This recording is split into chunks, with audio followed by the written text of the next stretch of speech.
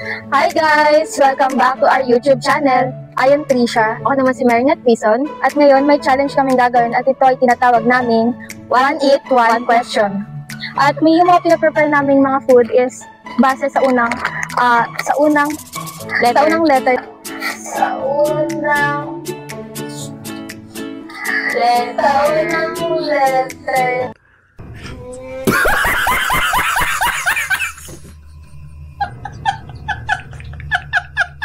Ang pangalan namin. Ikaw muna. So ako muna. T. Chocolate. Iyon, T. As in Tagalog dahil Tagalog. Filipino major tayo.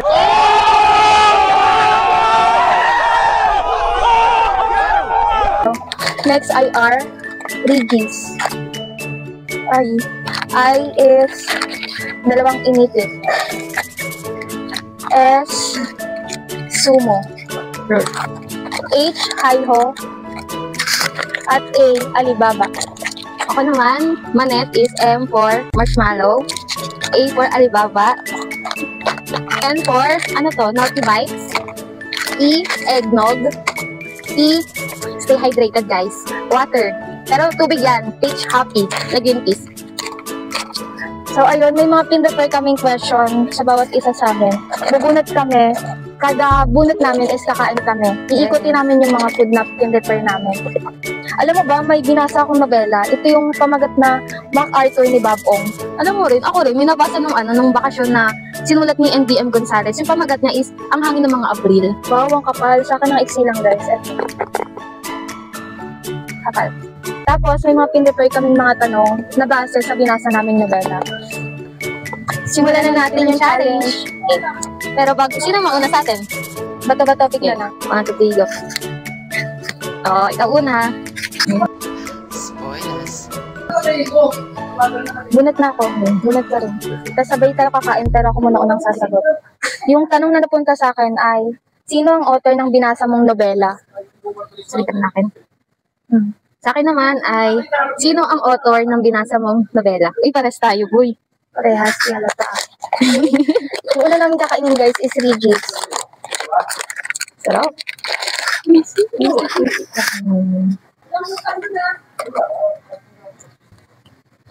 Sarap. Legit, sarap. Yung author sa binasa kong nobela na MacArthur ay si Bob Ong o kilala din sa tinatawag na Robert Ong. Siya ay Pilipinong manunulat na mostly ang ginagawa niya ay may katatawanan, hindi masyadong malalim yung mga salita, mga informal na salita at sumasalamin sa paglalarawan sa buhay ng mga Pilipino. At sinasabi na yung Bob Ong daw ay hindi totoong pangalan, ang pinakatotoong pangalan niya ay Robert Ong dahil tinatago niya ito, yung totoo niyang pangalan para masabi niya yung mga gusto niyang sabihin na nangyayari sa lipunan. At yung Bob Ong ay nagmula sa website na Bobong Pinoy kung saan siya ay nagtatrabaho bilang developer at guro at ito ay nanalo sa Philippine Choice Award sa pagiging humor o weird ng ginagawa noong 1998 at nawala din daw ito noong natapos yung EDSA. At ang pinakauna niyang akda ay aba nakakabasa na pala ako. Ayun yung pinakapumatok sa kanya dahil patungkol ito sa Pinoy at sumunod na may alamat sa gubat. At ang ikatlo naman, isa pa sa mga ginawa niya ay ang MacArthur. Ito na. Sa akin naman, ang pangalan ng author na nagsulat na Ang Hangin ng Abril ay si Nestor Vicente Madali Gonzales o mas kilala siya bilang NBM Gonzales. Ipinanganak siya noong September 8, 1915 sa Romblon at lumaki sa Mindoro. Siya ay isang pambansang alagad ng sining sa Panitika noong 1997 at isa rin siya sa pinakamakapangyarihang manunulat na sa Ingles at kilala bilang realistikong makata. Realistikong makata na naglalarawan ng buhay ng mga ordinaryong Pilipino lalo na sa mga taga-kanayunan. Next question. Ang napunta sa akin ay, ano ang buod ng akda? Sa akin naman, ano ang background ng nobelang iyong binasa? Okay. Next, Baka na kung ano masarap. Sumo na lang muna. Sige. Sino una? Bato-bato pika. Ako na lang mauna. Kaya nga nagbato-bato pika. Okay. Hindi ko sasama yun. Sarap ng sumo guys. Siguro to sa favorite kong biscuit. Sumo, baka naman. Hindi pala sponsored to guys pero kung may mag-sponsor, syempre go kami.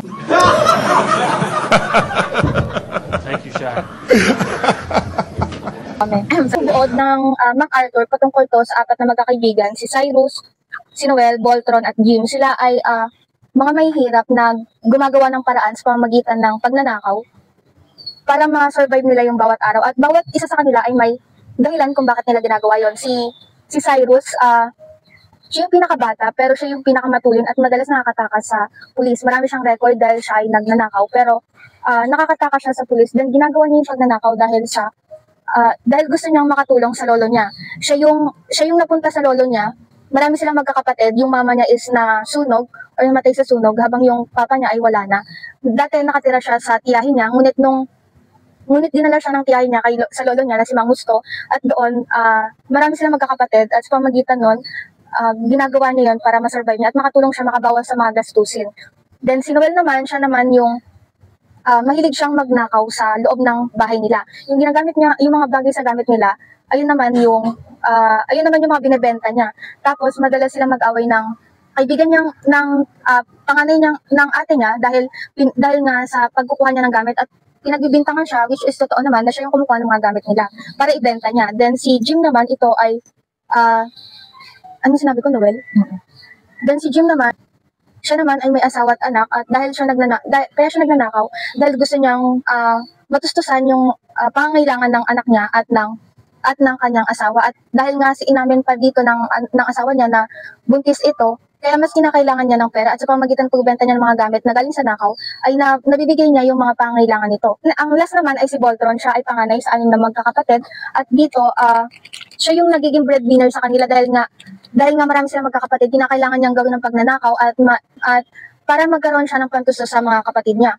Yung 4 na magkakaibigan ay nagbalak na nagkaroon ng business sa panguna ito ni Jim dahil gusto niyang matustusan yung pangangailangan ng asawa niya at ng anak niya at na magiging anak niya pa na nasa sinapupunan ng asawa niya. Sinabi niya ito sa mga kaibigan niya, ito ay tinatawag nilang retail business at nag-start na sila, ngunit napunta sila sa illegal na pwesto at doon nagkumita sila pero sa kasamaang palad sa unang pagtitinda nila ay nagkaroon ng raid. Nandun yung mga otoridad na kinuha yung mga gamit, nakita nila na tumakbo yung isang nagbebenta at doon niligpit nila agad yung gamit nila at kunwari lang silang nakikiisyoso, hindi sila pumiglas, kaya pinagkamala lang silang nakikiisyoso, hindi sila nahuli. At pagkatapos nun ay nagpunta sila sa bahay ni Voltron para doon magpalipas ng gabi at nang nangyaring kamalasan sa kanila. At doon, na-encounter nila si Aling Siding, kung saan ito ay nanay ni Voltron, na nagkukwentuhan sila at sa pamagitan nun, nakalimutan nila yung problemang nangyari. At nung pagtapos nun, umuwi na si Noel. Si Noel pag uwi niya, may hinahanap yung mama niya pero may hinahanap na relo pero sinasabi niya pero hindi niya ito pinansin at umakit siya sa baba. At noong nagalit si Laila dahil nga alam niya nagsisinungaling yung kapatid niya, nagalit siya at sinabi niya na magnanakaw si Noel. Kaya naman bumaba si Noel at kumuha siya ng plastic na upuan at hinagis ito sa kanyang ate. At sa kanilang pag-iingay ay narinig ito ni Mang Fred ng asawa ng tatay nila at sinabihan si Noel na ito ay walang kwenta at lumayas na dito. At doon biglang naiyak si Noel at dali-dali siyang nagpunta ng kwarto para ilagay yung mga gamit niya sa bag niya at pumatok siya at kila Cyrus siya nagluluyan. Habang nagkakaroon na panaginip si Cyrus, siya ay kumatok at binigay niya yung barel bilang upa niya. Then doon nagkaroon sila ng maayos na at doon mas lalong naging mapalapit yung dalawang magkaibigan na ito at nagkukwentuhan si Mang Gusto at si Noel sa mga gustong mangyari nila. At nung isang araw nakita ni Cyrus yung lolo niya na hindi pamilyar sa kanila na yung araw na kapag araw hindi sila masyadong nakikita dahil nga yung lolo niya ay nasa barbershop habang si Cyrus naman ay nagnanakaw pero ang sinasabi niya sa lolo niya ay nagtatrabaho siya sa pabrika. At pagkapasok ni Mang Gusto ay nagkagulatan sila dahil nga bago sa kanila na magkita ng araw pa lang. At doon napansin niya na humiga yung lolo niya na si Mang Gusto at yumakap sa kanyang tiyan at dito napansin na nawalan ng malay si Mang Gusto.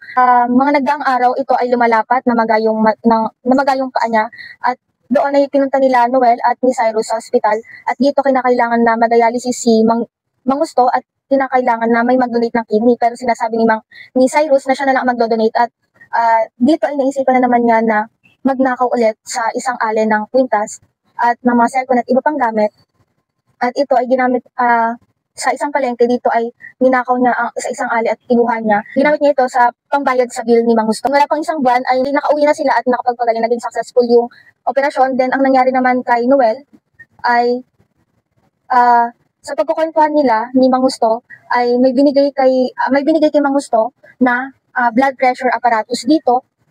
Dahil nga hindi ito magagamit ni Mang Justo, binigay niya na lang ito kay Noel. At si Noel ay yung kapatid niyang ate niya ay si Laila, na isa din ang nawawala sa kanya ang blood pressure apparatus. Kaya sinabi ni Mang Justo na ibigay na lamang nito yung kanyang blood pressure apparatus sa ate niya. Pero sinasabi ni Noel na hindi na muna maibibigay dahil nga umalis siya sa kanila, at dito nalaman ni Noel at ni Cyrus at ni Noel at ni Mang Justo yung mga nangyari sa kanila. Ito nalaman din ni Noel na si Mang Justo pala ay may mga anak sa ibang bansa, pero ayaw niya na malaman o ayaw niya na itong istorbohin pa. After naman noon, dahil nga kinakailangan ni Mang Justo ng gamot, nagpasuyo siya kay Noel na kunin ang gamot, pero nakita ni Noel na wala na itong gamot, at umalis na si Noel para bumili ng gamot habang si Cyrus ay tulog, at nagkaroon uli ng panaginip si Cyrus. At sa pagkakaroon niya ng panaginip, sa pag-alis ni Noel, ay sumigaw siya, ngunit sa isipan niya lang, at pagtapos ng mga ilang oras ay nakasigaw siya, at dito tinawag niya si Mang Justo dahil nakakita siya na ang dating pusa ay naging aso na, o parang halimaw na tinatawag. At biglang kinain nito yung lolo niya, at kinuha ni Cyrus yung barel na binigay sa kanya ni Noel bilang upa na nasa ilalim ng upuan, na nasa ilalim ng una niya.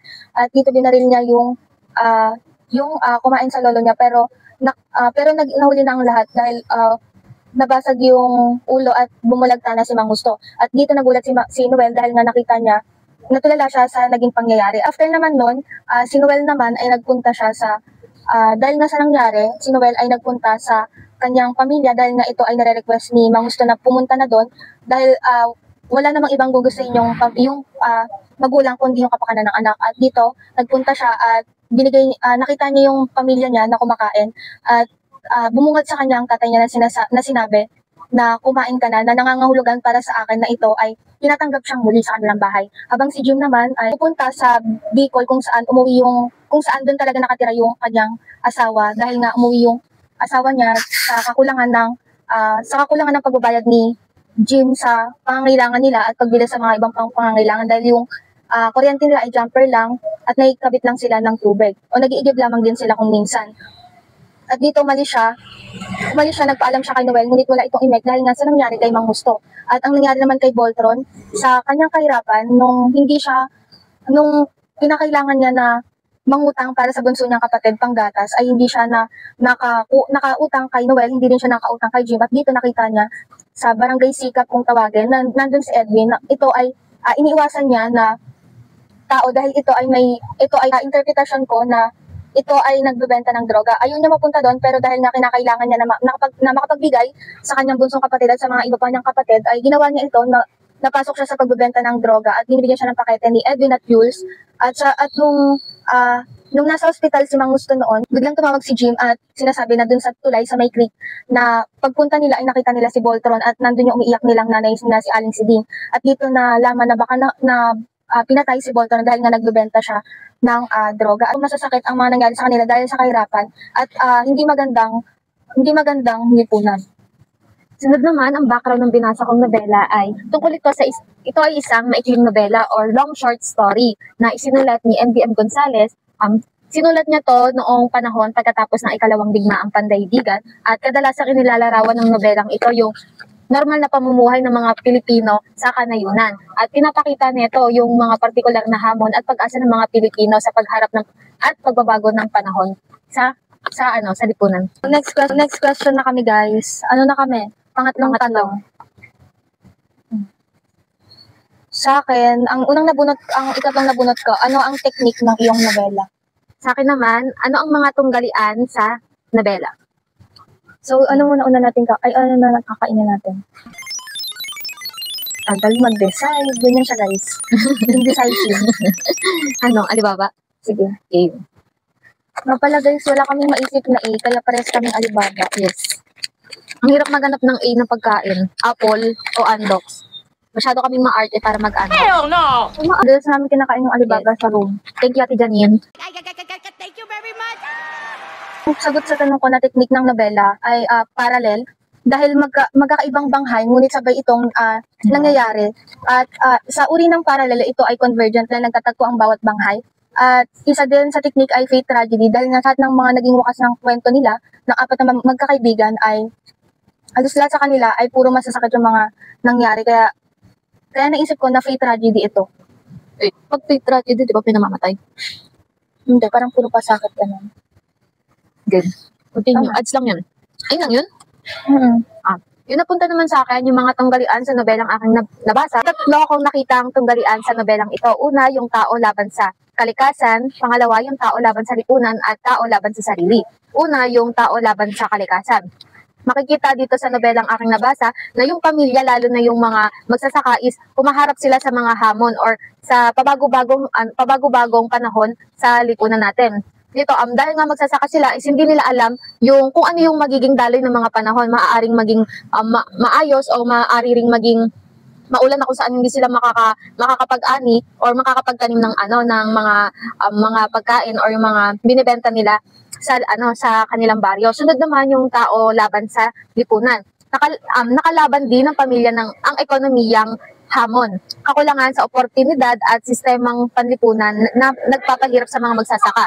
Ipinapakita rito ang realidad ng kahirapan sa kanayunan at ang limitadong paraan para makaahon. Dito makikita natin sa lipunan na tao laban sa lipunan na yung mga tao is dahil nga sa hindi sapat yung sahod nila dito is nagiging problema nila ito dahil parang nagkakaroon lamang sila ng 2 pesos para pumunta sa Maynila or sa ibang lugar at dito maninirahan sila at alam naman natin nung panahon pa man noon is malaki na yung mga bilihin pero hindi katulad ngayon na ramdam na ramdam talaga natin yung mga presyo.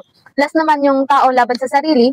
Dito yung pangunahing tauhan na si Nestor ay may tunggalian siyang panloob na unti-unti niyang nauunawaan yung hirap ng buhay at yung responsibilidad niya bilang isang pagiging panganay dahil nga pumupunta si Nestor sa Maynila is nagiging mulat siya sa kung ano nga ba yung mga problemang nararanasan niya o yung mga mararanasan niya pa sa hinaharap. Next question na. Game. Sana maganda na. Parang hindi maganda yung mga nabuhat. Yung parang okay. Ano iyo? Okay. So, yung pang-apat ko na nabunot, guys, sino-sino ang mga tauhan?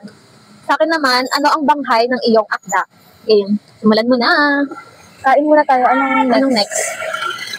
Marshmallow na lang. Marshmallow? Oh. Para palit, guys. Matamis, tapos maalat. For the soap. Ay, gagi. Bungaks. Game. Wait, harap. Gagi ka dalawa. Chewy. Ang baboy.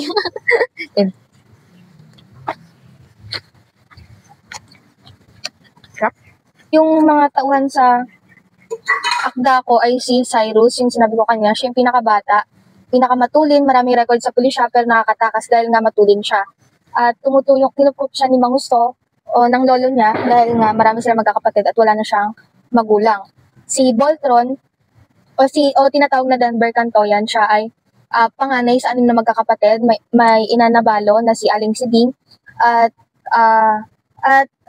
ang tawag dito, siya yung breadwinner, parang tumatayong breadwinner sa kanilang magkakapatid. At si Jim naman, siya naman yung pinakamatanda, may asawa at anak, ayun si Olive, at yung anak niya na bunso ay si John. Then, si Noel, siya naman ay pangalawa sa magkakapatid, kapatid niya ay si Laila, si Apple, yung bunso, si Aling Sally naman yung nanay niya, at si Mang Fred yung tatay niya. At si Topak naman, ito naman yung pulis na nang-aabuso sa kanila. Lalo na kay Cyrus, siya yung madalas nakakahuli kay Cyrus, ngunit nakakaalis ito. Parang yung mga nakukuha ni Cyrus, kunyari halimbawa yung kwintas na nakuha niya is pinilit na ipalabas ito dahil kinain ito ni Cyrus, nilunok ito ni Cyrus para isipin na wala sa kanya at hindi siya pinaalis sa presinto ni Topak hanggang hindi niya ito nilalabas at yung yung kwintas na 18K na nagkakahalaga sa isang ali ay sinasabi na parang balak nila ibenta. Last naman ay sila Jules at Edwin, sila yung dahilan kung bakit napasok si Voltron sa pagbebenta ng mga pakete o ng illegal na droga. Sa mga nabanggit ko ay mga tauhang lapad kung saan sila ay mga hindi nagbabago o hindi umunlad sa nobela, habang si Cyrus, Voltron at si Noel, sila ay mga tauhang bilog kung saan nagkaroon ng pagbabago at pag-unlad sa kanilang mga karakter. Sunod, next na?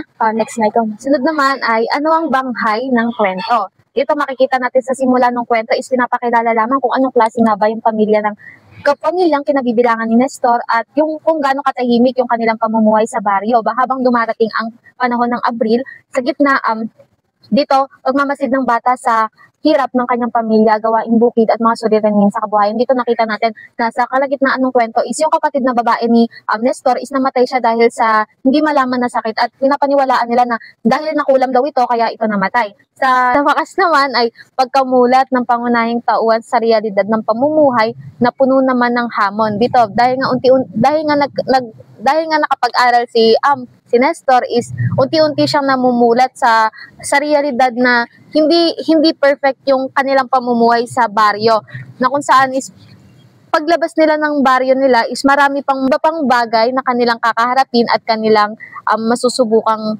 tuklasin. Next question. Bunot ulit. Next. Sa akin, pares tayo. Anong uri ng katha? So, Walang daya to guys, walang daya. Ano muna yung Kita kakainin nyo. natin? Next. I hope. Sige.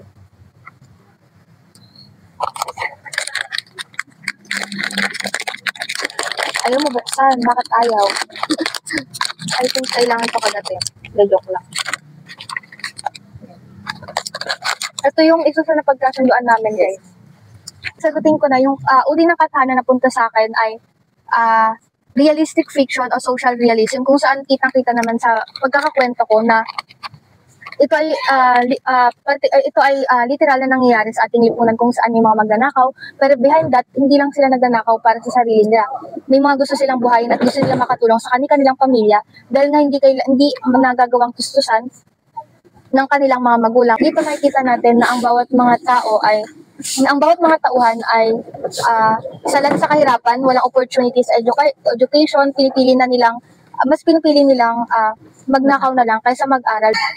Sa akin naman, makikita dito sa librong ito na ito ay kabilang sa realistic fiction na kung saan inilalarawan nito yung pang-araw-araw na buhay ng mga pamilyang Pilipino sa kanayunan na sa paraang natural at makatotohanan. Makikita naman natin na totoong nangyayari yung mga bagay na to, na kung saan yung mga taga-probinsya is pumupunta sila dito sa Maynila para maganap ng magandang trabaho at para makaangat sa buhay. Next question, guys. Super iksi lang nung part na yun. Yes. Ganun lang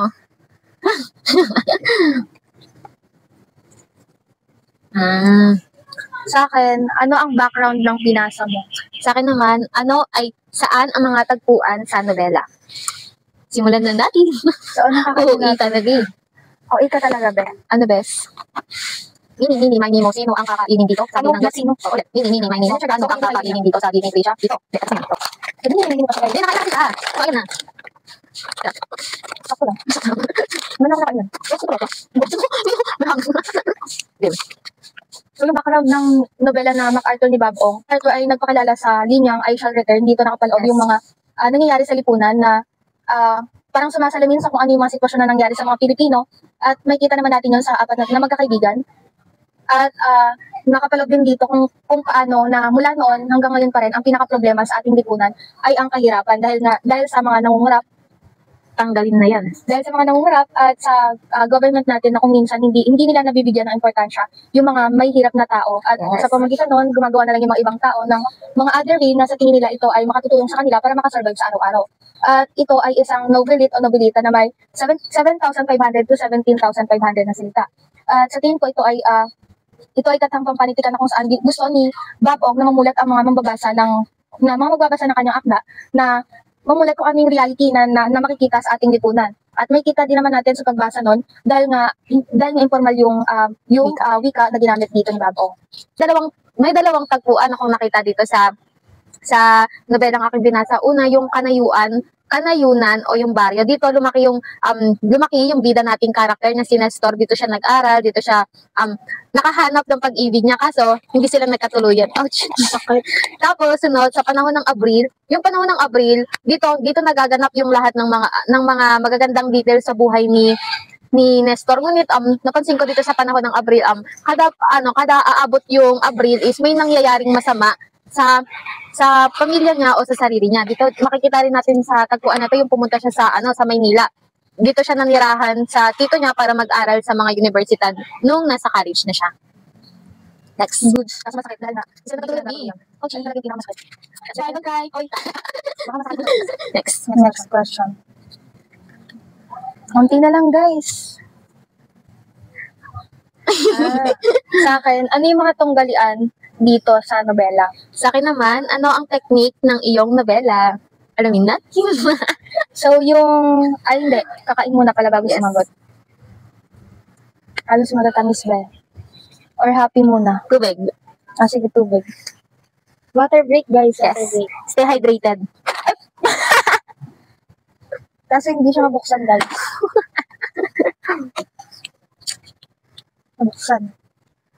Tigas? Pamodel biya. Wilkins, baka naman. Stay hydrated daw, sabi ni Mika Salamangka. Yes. Ngayon lang kami nagtubig, guys. Sa dami namin kinain. Ilan may nakain namin? 1, 2, 3, 4, 5. 5 na yung nakain namin, guys. Sa 5 yun, ngayon lang namin naisipang magtubig. Sige, reklamo. Di mo naman pinipili yung tubig. Next. Ano daw yung mga tunggalian sa nobela ko? So, may nakatulog na mga tunggalian sa akin ay tao laban sa tao laban sa sarili at tao laban sa lipunan. Pag tao laban sa tao dito ay si Cyrus laban kay Topak o yung pulis na kung saan dahil nga nagnanakaw si Cyrus at madalas mahuli siya nito, nagkakaroon lagi sila ng inkwentro kung saan nasasaktan siya ni Topak kung hindi niya ibibigay kung ano yung mga nanakaw niya. At ang iba pa ay yung si Cyrus at yung Allen na kinuha na niya ng 80K na nagkakalaga na kwintas at tinatawag na 200 pounds itong Ale. At dito nagmura at nagalit yung Ale matapos mahuli si Cyrus. Dahil na hindi niya mailabas, ito ay nilunok niya. At yung si Noel naman at yung kanyang pamilya, dahil nga pinagbibintangan siya na magnanakaw, nagkaroon din ng tunggalian laban sa kanila, lalo na ni Laila o ng kanyang ate. Si Voltron naman, laban sa kung sino yung siguro na pumatay sa kanila. Hindi masyadong binanggit dito, pero may kita natin na baka may pumatay sa kanya o may napag-utusan para barilin siya na natagpuan siya sa tulay doon sa creek. At sa tao laban sa lipunan naman, dito si Cyrus at yung mga tao sa palengke na kung saan dito siya nagnanakaw. Sa mga pagnanakaw na ginawa niya, pinakita dito na nagkaroon siya pinakita dito na hinabol siya ng mga tao na nandoon sa palengke, pati yung nasanggi niya na naligo sila ng mama doon sa taho na binibenta nito, sumama din sa pagtakbo sa kanya. Yung 4 na magkakaibigan laban sa salat sa opportunities sa edukasyon, hindi sila nabibigyan ng pare-pare silang hindi nabigyan ng maayos na edukasyon.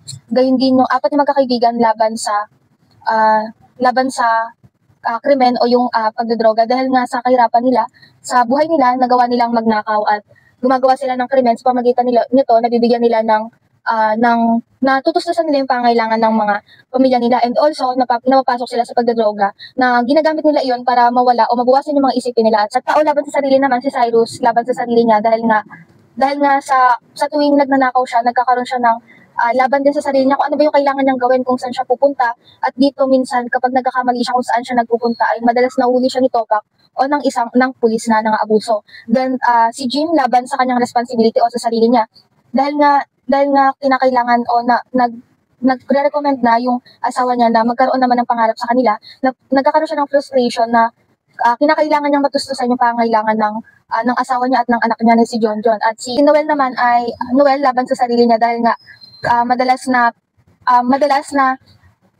kapag pinagbibintangan siya ng pamilya niya, especially si Laila o ng ate niya, gumagawa siya ng way sa sarili niya o nagkakaroon ng conflict sa kanya at sa sarili niya na gumagawa siya ng dahilan o na nagsisinungaling siya para maitanggi sa pamilya niya na siya yung kumuha ng mga gamit. Ayun lang. Mga Technique na, no? Yes. Sunod naman yung mga technique na ang nobela ng House. Hello, Ra. Sunod naman yung mga technique ng aking nabasang aklat is yung una, yung realismo. Dahil sa makatotohanan na paglalarawan nito sa pagsulat, sunod ng simbolismo dahil gumagamit siya ng mga simboliko gaya ng hangin bilang simboliko ng pagbabago. Sunod naman yung impressionistic technique na kung saan madamdamin nito at nagninilay ang sentro. Sunod yung narrative at narrative and descriptive technique na kung saan payak ngunit malalim yung mga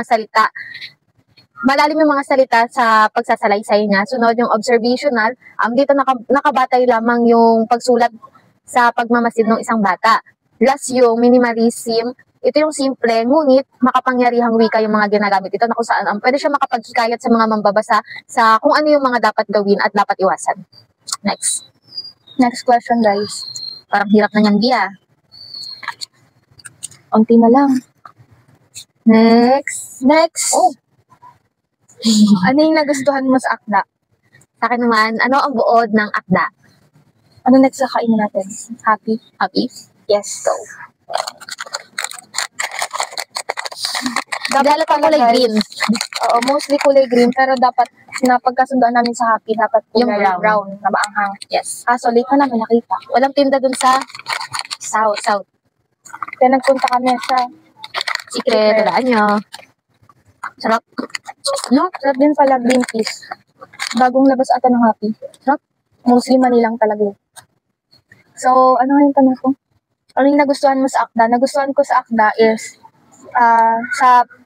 kung paano sinulat ni Babong, hindi siya malalim na salita. Sa pamagitan nun yung mga magbabasa nito na katulad ko, madali nila itong maiintindihan dahil nga sa language natin, sa Filipino o first language natin. At napapalooban din ito ng mga slang, jargon ito yung tradition ngayon sa atin na more on kumakalat sa atin yung mga jargon, slang. Then nagustuhan ko to dahil pinapakita dito yung other side ng mga taong nagnanakaw. At dito, may kita na bawat isa sa kanila ay may kanya-kanyang dahilan at gusto lamang nilang makatulong sa kanilang mga pamilya. Kaya nagagawa nila yon. At may kita dito na mamumulat yung mga tao kung especially sa mga batang magbabasa o sa mga kabataan, may kita nila na hanggang noon at hanggang ngayon ay kahirapan pa rin talagang problema sa atin. And as a person, siguro kinakailangan din natin na tumayo sa sarili natin pa at maghirap ng hindi siguro natin kailangan ng illegal na bagay. At nagustuhan ko din dito na bawat isa sa kanila may mga nangyaring kahirapan man na mostly ay nangyayari din sa atin ngayon. Gumagawa pa rin sila ng, kahit mga bata pa lang sila o mga minor pa lang ilan dito, gumagawa sila ng sarili nilang paraan na kung paano nila isosurvive yung bawat araw. Syempre, bawat isa sa atin mahirap masurvive yung bawat araw. Kaya nagustuhan ko kung paano binuon ni Babong yung mga karakter na to. Sunod naman, yung buod ng nobelang ito is umiikot siya sa buhay ng isang pamilya na taga Kanayunan na humaharap sa mga pagbabagong hatid ng pagdating ng panahon ng Abril. Sa pag-iba ng panahon, nasaksihan ng pangunahing tauhan na si Nestor ang hirap at pagsisikap ng kanyang pamilya, pati ng mga kanyang mga kabaryo, pati ang mga tungkulin sa bukid at suliraning pinansyal na kanilang kinaharap na karaniwang hinaharap ng mga magsasaka rin. Ang Abril ay naging simbolo ng kanyang pagkamulat sa pag-unawa sa katotohanan ng kahirapan, sakripisyo at pag-asa. Sa pagbabago ng hangin at kalikasan, nagbabago rin yung pananaw niya sa buhay. Ipinakita niya sa kwento na tulad ng hangin ng Abril, ang buhay ay may dalang patuloy na nagbabago at ang pamilya ang nagiging sandigan sa lahat ng ito. Question, Yes. guys. Ganda, no? Yes. Parang haba na tayo ito, ah. Okay. Next question, guys.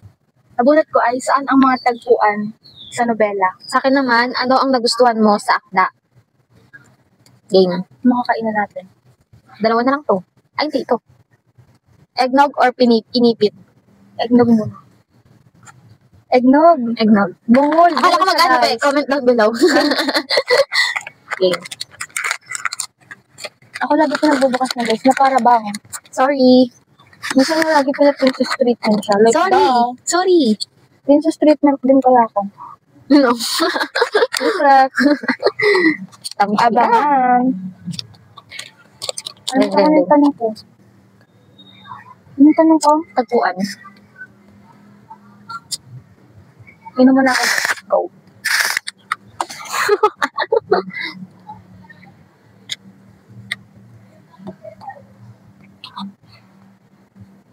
So, yung mga tagpuan, may tatlong uri kasi ng tagpuan, yung lunan, milieu, tsaka panahon.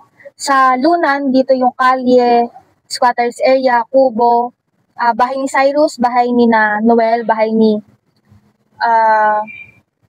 Jim, bahay ni Voltron, pulisya, hospital, pulisya o kaya presinto pala. Tapos, under ito ng mga lunan.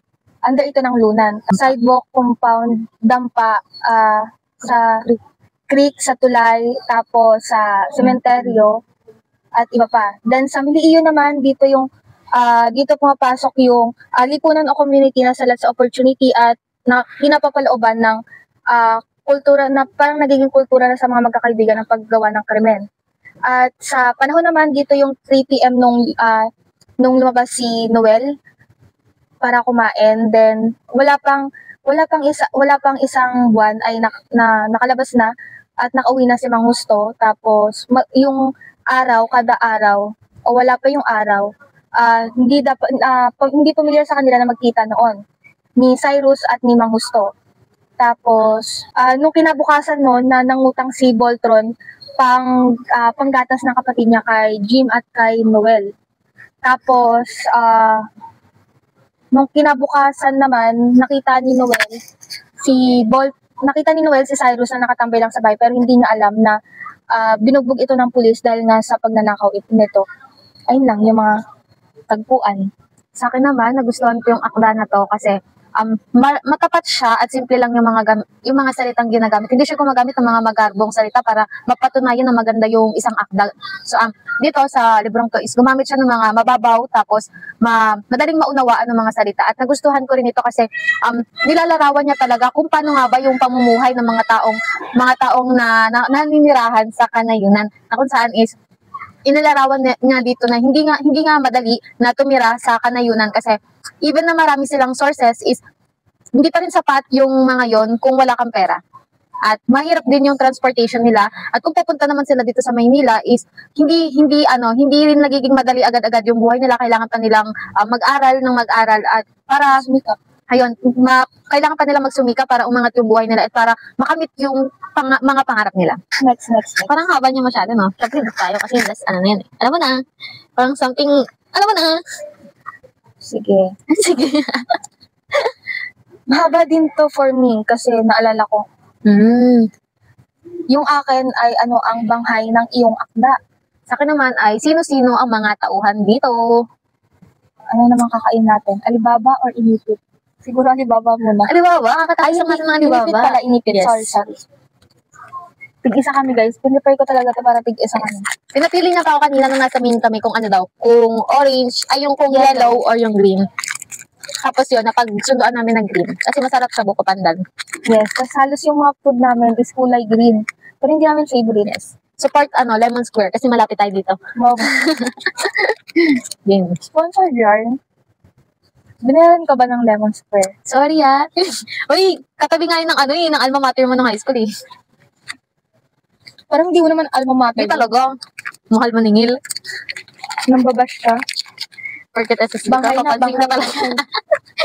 Game.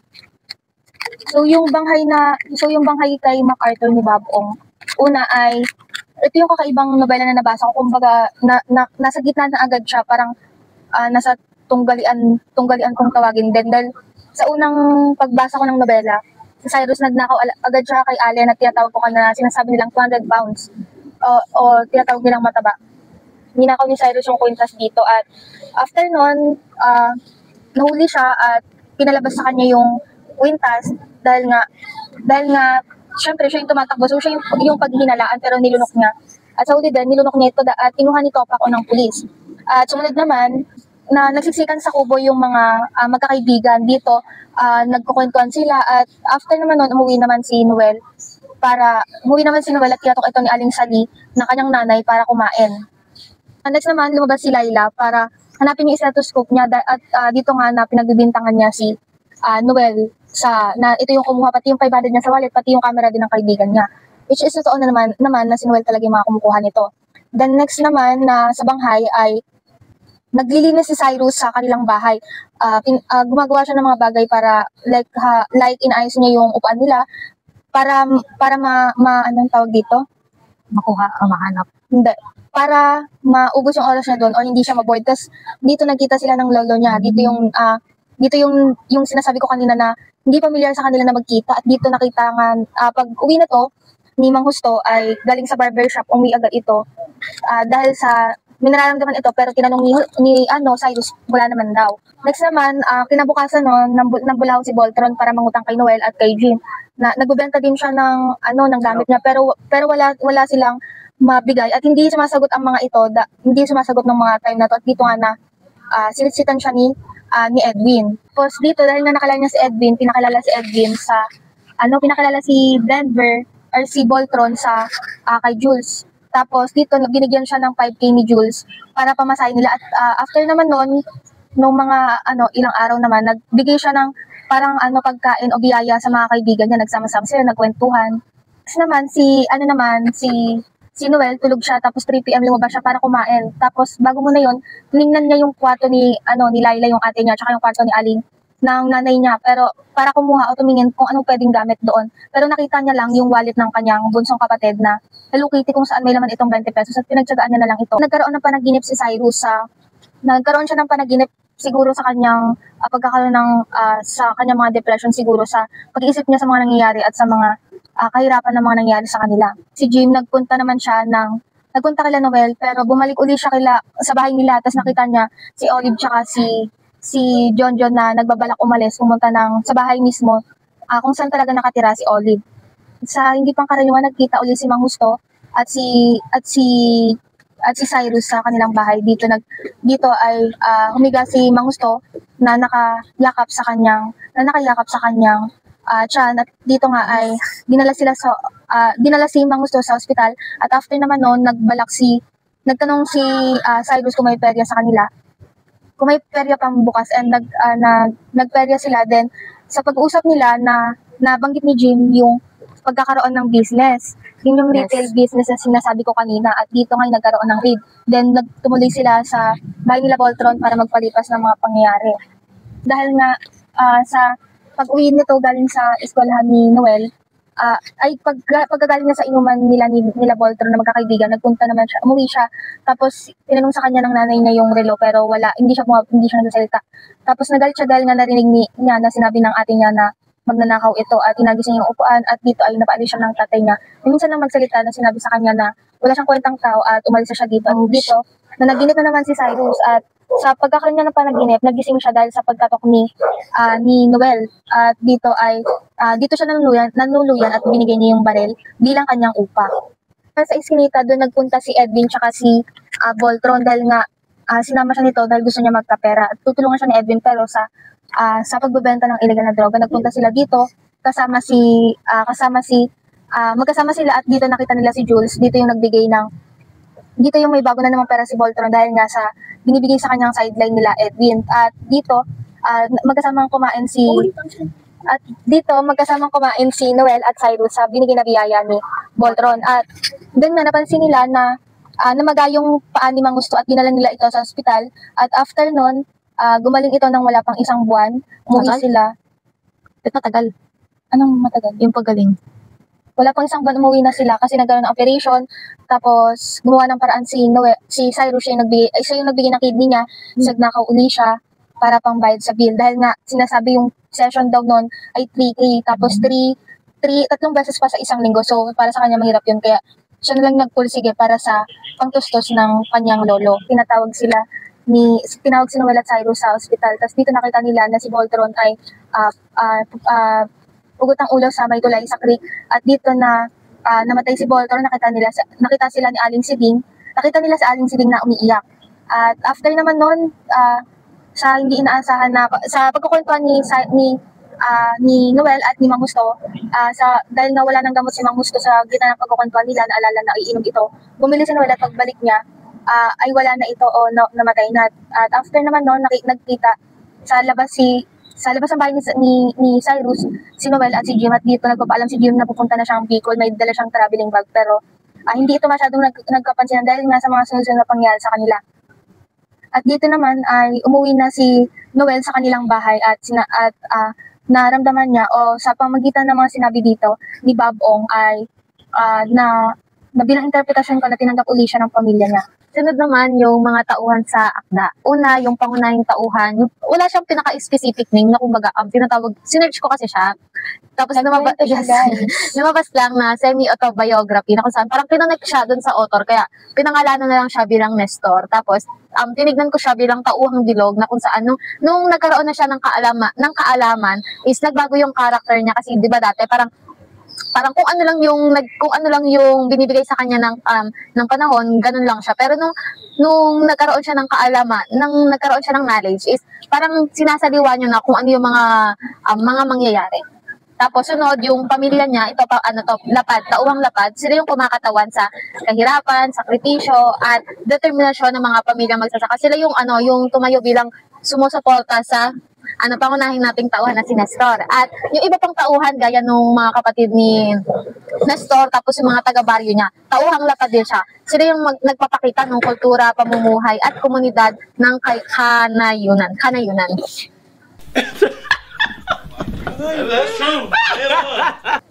Next one. Last question na, guys. Walaan nyo, to? Walaan mo. Last but not the least, syempre, dahil ako gumawa nito, ng tanong na to, so, sa iyong palagay, kung may dalawang teoryang papasok sa nobela na nabasa mo, ano ito at ipaliwanag? Yes. Gawin kami. Kakainin muna natin yung Alibaba na parehas kami, guys. Ito na, boy. Gusto na natin yan. Yung kanina, dapat bibili na ako niyan, yung Alibaba. Ayaw niya kasi parehas daw, ka-art yan ng babaeng to. Huwag ka na magsalita. Tama naman, guys, kasi halos lahat magkakaiba kami. Dito lang kami nagkaparehas, guys. May nire-recommend ako sa kanya mga chocolate. Ayaw niya kasi mahal daw. Kuripot. Paano kasi? Yung sinasabi niyang amor na chocolate sa dali, ilang piraso lang, tapos ang mahal. Tapos, choices namin, dapat snacks lang. 9 yun, guys. 9 na pieces yung chocolate. O, diba, ang mahal niya para sa presyo niya, 9 na pieces lang. Kasi nga siguro. Masarap, di ba kung natin natatry? Kasi mahal daw. Kuripot kasi yan, guys. Alam mo na, maraming ambagan. Nag-run siya, guys. Ano niya yan eh. Yes, that's the personality. So, oh shit. Here we go again. Sagutin ko na yung tanong na pagka i-apply ko siya sa dalawang teorya, yung novelas, ano yung teoryang to? So, first ay teoryang strukturalismo, yung parang sinasabi na form nito. Pagka sa strukturalismo kasi parang sinasabi dito na pumapasok yung deconstruction. Then, nakapalab dito na walang isang kahulugan. Yes, tama. Galing mo dun. Perfect. Tapos dito yung nagkaroon ng parang pagbubuwag sa idea ng modelong kabataan.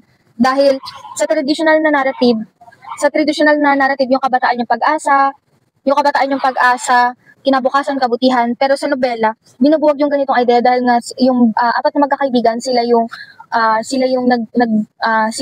nakakaranas ng hirap at salat sa kahirapan at sa opportunity, walang opportunity para sa kanila. At hindi sila nakakapag-aral dahil nga kinailangan nilang gawin yung pagnanakaw para makasurvive sila sa araw-araw.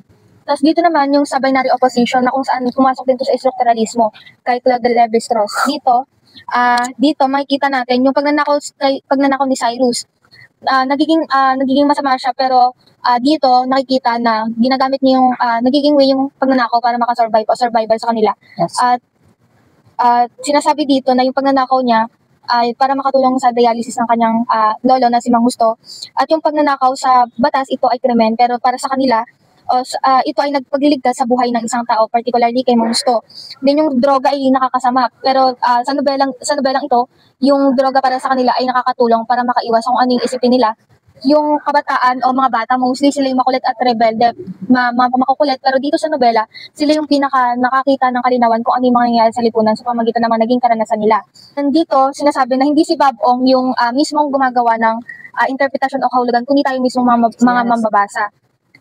Parang hindi siya nakapokus sa pananaw nung manunulat, bali sa kung ano yung epekto nito, yung impact nito sa mambabasa. Yes, sabi ni Roland Barthes na yung author daw ay hindi pinagmumulan ng mga kahulugan, kundi tayo mismo mga mambabasa. Yes. Sa bawat mga pangyari kina Cyrus, Voltron, Jim at Noel, may kita na nakatago sa likod ng mga pagbibiruan nila madalas na magkakasama. May lungkot pala ito at sa bawat pagnanakaw nila may nakatagong dahilan kung bakit nila nagagawa yon. At nakapaloob din dito na yung mensahe ay hindi direkta, pero sa pagkabasa ko na sinasabi dito na ang bawat ginagawa nila ay hindi din nila totally choice. Ginagawa nila yon kasi nga gusto nila makatulong and makatulong sa pangtustos at makaiwas sa kung ano isipin ng magulang nila. Parang kumbaga ginagawa nila yon para ay parang nakikita nilang ayun yung way na makakasurvive sila. Tapos next naman yung sinasabi ni Jacques Derrida na walang sentro ang katotohanan, na kung saan si Cyrus kapag nagnakaw siya, tingin natin na ang katotohanan talaga ito ay krimen at masama. Pero sa pananaw ni Cyrus dito sa nobela na ito ay dahilan sa survival nila. Then sinasabi na yung identidad ay hindi permanente at laging nagbabago. Si Noel, magnanakaw siya, naging homeless din siya dahil sa sinabihan siya ng tatay niya na umalis na siya. Then, tinanggap ulit siya ng pamilya niya. Si Cyrus naman, magnanakaw, naging provider, tapos nagnakaw ulit siya. Sinasabi dito na yung identidad ng tao ay hindi isa. Nababago ito at nabubuo, depende sa lipunan na kung nasaan sila. Then, sinasabi na ang wika ay hindi fixed. Nakapaloob dito yung mga street language, pagmumura, informal wika, slang, jargon, at iba pa na mas may intindihan ng mga kabataan dahil nga ito ay popular sa 21st century. Then, sinasabi dito yung sa pagbabago ng kahulugan. Ang salitang bahay o mismong tahanan, pag naipapasok din ito sa simbolo, pag nakita natin yung bahay, ito yung pahinga mo, pag-asa, pero sa bawat mga author, ay sa bawat mga tauhan, mga pangunahing tauhan, apat na magkakapatid, kapag yung apat na magkakaibigan, yung mga bahay nila ay nagiging dahilan ng kanilang kabigatan. Sa pamilya naman, kapag sinabi nating pamilya, ito yung protection natin, then ito yung nakatutulong sa atin. Pero sa mga magkakaibigan na to, ang lumalabas sa bawat pamilya nila ay sila mismo ang kinakailangan tumulong dahil nga mismong mga magulang nila ang nahihirapan. Then sa pangarap, ito yung nagiging direksyon sa magandang kinabukasan nila. Pero yung nagiging pangarap nila sa nobela ay yung matustusan at makasurvive lang sa araw-araw. Parang hindi na nila iniisip yung education. Mas pinipili nila. Halos lahat sa kanila o lahat sila ay tumigil sa pag-aaral. Yung sa istruktura sa lipunan, parang hindi nagiging matatag dahil nga kapag sinabi natin pulis o pag naka-uniforme, pumapasok din ito sa sign pag nakita natin yung uniform ng pulis mismong mga taong pulis dito na sila yung mga tagapagtanggol. Pero makikita sa nobela ay sila pa yung mga nang-aabuso at sila pa yung mga nananakit sa mga tao. Sabi naman ni Michael Foucault na yung diskurso ng kahirapan at kapangyarihan, dito nagkakaroon na yung patungkol sa kahirapan dahil nga kulang sila sa financial, kinakailangan nilang gawin yung mga bawat krimen. Then sa kapangyarihan, siguro papasok dito na yung mga may kapangyarihan o yung government, hindi sila nakakapagbigay ng tulong at nagagamit nila yung kapangyarihan na para lang sa kanila, hindi para sa community o sa mga taong nandun sa community. Then sa post-structuralismo, yung MacArthur ay nagiging salamin ng lipunan kung saan ang mga moralidad, identidad ay hindi tiyak, ngunit pinipilit ng kahirapan, kapangyarihan at wika na nabuo dito. At dito sa structure ng nobela na MacArthur, wala itong bawat kabanata. Mostly kasi pag titingin tayo ng mga nobela, may mga kabanata, pero dito ay walang kabanata. Informal na wika, more on jargons lang, mga mura, street languages na madalas ay binabanggit ng mga tauhan. Nasabi ni Derrida na ang wika sa nobela ay hindi isa. Doon nga na makikita na first language natin ng Pilipino na nandito, pero makikita din yung halimbawa nga yung sinabi ko kanina, like jargons lang. Tapos dito makikita na napansin ko na nagkakaroon ng bigla-biglang pagputol dahil nga ito ay parallel iba't ibang banghay nasabay-sabay na nangyari, nagkakaroon ng pagpuputol sa mga pangyayari ng bawat eksena o bawat mga tauhan, at nagkakaroon din ng parang pagkabuwag o pagkawasak sa ideal natin na kapag binasa natin dapat formal, malalim na salita, pero dito makikita natin na more on informal dahil nga yung mga wika dito ay more on sa mga sinasalita ng mga nasa kalye. Then at yung bukas nito ay hindi resolution o hindi nagbibigay ng maayos na resolution. Parang trahedya ang mga naging wakas ng bawat mga tauhan. At ayun yung mga nakapaloob sa teoryang strukturalismo. Ang next naman ay ang teoryang psikoanalitiko. Ito yung sa pagsusuri sa isipan at yung sa isipan lang ba yan? Psikoanalitiko. More on sa isip yon. Then, Isip plus behavior. isip at behavior. Dito yung sa tatlong uri yung id. Tingin ko papasok yung id sa apat na tauhan. Si Noel, Jim, Voltron, tsaka Cyrus. Dito makikita na halos lahat sila ay gumagawa ng mga bagay na ikasisiyan nila at ng pamilya nila, pero hindi nila iniisip kung tama ito o mali, basta gusto lang ay masiyahan at magawa yung gusto nila. Then sa konsepto naman ni Sigmund Freud yung Psychoanalysis. ay Freud ba yun? Sigmund Freud. Yung Psychoanalysis. sa konsepto naman ni Sigmund Freud sa psikoanalitiko may latent potential o panloob na panaginip. Dito yung mga nangyari kay Cyrus na naginip siya nung bago dumating nung kinagabihan, tapos nung bago dumating si Noel. Sa tingin ko yung mga panaginip na yun ay nagiging dahilan o paglalarawan sa mga takot, guilt na nangyayari sa kanya dahil sa sa mga ginagawa niyang krimen. Then maaaring problema din ito or nagkakaroon siya ng depression dahil sa mga problema na sunod-sunod na nangyayari sa kanya. Yun yun? Yes. What? Oo. Parang kulang pa. Ayun na yung pumasok sa psikoanalitiko, yung Okay. sa latent content. Yan naman, kung susuriin natin yung nobelang ito, is papasok siya sa dalawang teorya. Ito yung eco-criticismo at yung deconstruction. Una, yung sa eco-criticismo. Dito pumapasok yung eco-criticismo sa nobelang ito dahil central nito yung ugnayan ng tao at yung kalikasan. Una, pinakita dito sa kwento na to na yung mga tauhan is naniniwala sila sa mga manggagamot, yung ano ba yun, yung faith healer? Mga albularyo. Ayun, yung mga albularyo, doon lumalapit sila kapag may masakit sa kanila, kapag feeling nila binabarang daw sila or parang kinukulang, something na gano'n. Tapos pinakita rin sa akda na to kung paano yung nakaka-apekto yung pagbabago ng panahon, lalo na yung hangin ng Abril sa pamumuhay, emosyon at desisyon ng mga tao sa lipunan. Tapos yung kalikasan dito is hindi lamang siya bilang tagpuan, kundi aktibong pwersang humuhubog sa buhay ng pamilya, lalo na bilang mga magsasakang umaasa sa lupa at panahon. Dito kasi diba, hindi naman natin control yung yung panahon, kaya dito sa eco-criticismo is parang nananalangin sila sa kalikasan na sana umayos yung panahon para maganda yung ani or yung pagtatanim nila sa mga sa mga halaman. Tapos pinapakita rin sa nobelang ito na yung pagiging marupok at sabay na matatag ng tao sa harap ng kalikasan. Sinasabi nila na kapag mabuti daw yung panahon, may pag-asa. Tapos kapag hindi naman is nagkakaroon sila ng problema sa kabuhayan. What? Bro, what are you talking about, man? Kabuhayan. Kaya dito makikita na yung kalikasan is may tuwirang epekto siya sa pamumuhay, sa ekonomiya at emosyon ng mga tauhan natin. Tapos sa deconstruction naman is makikita natin dito sa akdang ito na yung mga pangunahing simbolo ng ideya ng akda ay may kasalungat na kahulugan. Katulad nung ang hangin ng Abril ay hindi siya tungkol sa pag-asa, kundi paalala siya ng kahirapan na kinaharap nung pangunahing nating tauhan, kasi tulad ng sinabi ko kanina na tuwing buwan ng Abril is nagkakaroon ng trahedya or mga pangyayaring hindi inaasahan ni Nestor, kagaya nung panahon ng Abril is namatay yung kapatid niya dahil sa hindi malaman na sakit. Tapos dito din nung panahon din ng Abril is naging mahirap yung pamilya niya, even na marami silang negosyo or marami silang ari-arian, naging mahirap sila dahil sa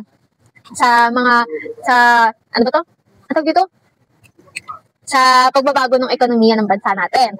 Tapos may nakatago rin ditong bigat ng kahirapan at yung pamilya nila is parehong pag-aaruga at pasanin. Pinapakita nung akda nito na yung buhay sa bukid is hindi siya ipinapakita sa akda na ito na yung buhay sa bukid isa siyang makatotohanan o binubuo ng magkakasulungat ngunit magkaugnay na karanasan ng mga tao sa lipunan natin.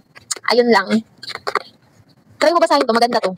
Sige, basahin mo din to. Onting page lang pang kagandahan nito, guys. Maganda na yung laman, mamumulat ka sa realidad ng lipunan. Tsaka onti lang yung page niya. I think 97 lang to, guys. Kaya 98, kaya ilang beses ko siya nabasa. Grabe naman, logi naman sa librong to. Grabe, tignan mo, bes. 245. Ang Alam niyo ba guys, hindi effective sa akin yung pagbasa nito noong una kasi sabi ko ba't parang super tagal anong pangyayari sa kwento. Inantay ko kasi May siya. introduction. Oo, may introduction. Tapos parang alam mo yung iniikot-ikot ka na lang ng kwento hanggang sa dumating ako sa mga page ng 150 ganun. Doon parang unti-unti na ako nagkaka-idea kung ano ba yung takbo ng kwento. Kasi nung mga unang page, puro lang pag-aaral. Syempre nakaka-boil naman puro aral kasi yung ginagawa ko puro aral lang din. Oh. Tama. Kaya ayun. Nakakaano siya antok. Yes. Pagka mahaba talaga guys, medyo nakakaantok siya. Pero kung talagang gusto nyong malaman Yes. kung ano yung mga nangyayari sa bawat kwento. Kasi bawat nobela o kwento, pag nakikita nyo na makapal yung page, tinatamad na kayo. Pero sa tingin ko, kung gusto nyong may madagdagan yung knowledge nyo, kasi nga sinasabi nga nila, na kapag sa libro daw, dito yung mas maraming knowledge. Kapag mabasa ka daw sa libro, mas dumadami daw yung knowledge mo o nagiging wide dahil nga maraming mga kaalaman na nakapaloob dito. And di ba nga bago tayo nagkaroon ng technology, sa libro talaga kumukuha yung mga magulang natin sa mga assignments nila. Kaya kung ako sa inyo guys, basahin niyo yung mga nobela na nire-recommend namin kasi may makukuha kayong aral and magkakaroon kayo ng critical thinking sa mga nagiging takbo ng mga kwento. Basahin niyo to guys. Ang ganda. Rate mo. Ha? Rate mo. Siguro mga 9 out of 10 kasi guys, kung bakit 9 out of 10? Kasi hindi sila nagkatuluyan. Pero maganda sana, kaso nga lang, gusto ko kasi yung magkatuluyan sila. Kasi di ba mostly na lang ang nangyayari, hindi nagkakatuluyan o kaya may mamatay sa kanila. Nakakainis pa nga yung tech kasi diba, magaling kasi magpiano si Somya. Tapos, si Nestor, magaling siya magtugtog din. Tapos yung parang nagigipit na yung pamilya ni Nestor is, magkaibigan yung dalawang pamilya na yun. Tapos sinabi ng tatay ni Nestor na mag-aral siya ng maigi. Tapos tigawan niya yung babae kasi maganda rin naman to. Marami pa daw magiging maganda yung kinabukasan nila if sila yung magkakatuluyan. Kaso, yun, hindi sila nagkatuluyan. Totoo guys. Tapos ito na guys. Ito, anong rate mo dito? 10 over 10. Bakit? Gusto ko yung maraming ganap sa kwento. Di ba kasi apat sila, tapos maraming banghay, maraming plot twist. Oo. Tapos akala ko nung una, magnanakaw lang talaga sila without reason. Tapos nung nalaman ko nung kinuwento niya, ayun, nagustuhan ko siya. Kaso nga lang, ang masakit dito guys, katulad nito, hindi maganda yung naging wakas dahil nga, puro sakit din yung kabiguan yung mga nangyari sa kanila. Si Voltron namatay, si Cyrus namatay yung lolo niya, si Noel lang ang maganda ata na nangyari sa kanila dahil nakabalik siya, tinanggap siya ng family niya. Si Jim naman, bumalik siya sa Bicol dahil nga umalis yung umalis yung asawa niya na si Oli tsaka si John. So, ayun lang guys. Dito na nagtatapos yung video namin at yung challenge namin. So, kung hindi nyo pa natatry yung challenge na to guys, pwede nyo gawin yung 1 eat, 1 question.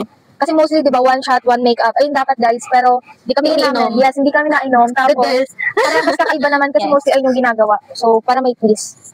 Sana marami kayo natutunan guys. Yes.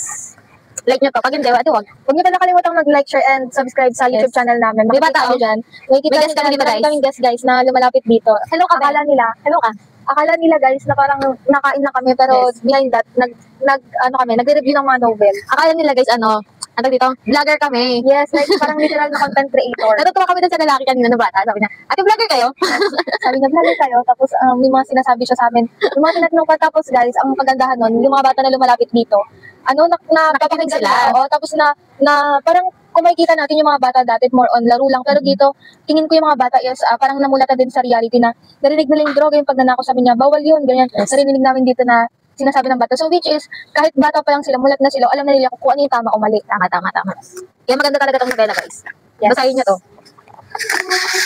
May kasamang pamimilit. Bye. Thank you for watching.